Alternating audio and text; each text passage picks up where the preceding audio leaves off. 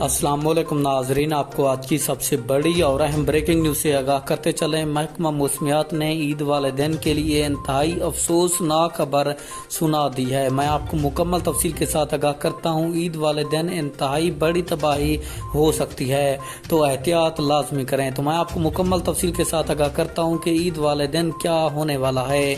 आपने उससे पहले वीडियो को लाइक और चैनल को सब्सक्राइब लाजमी करना है, ताकि आपको हमारी नई वीडियो का नोटिफिकेशन सबसे पहले और बाआसानी मिलता रहे।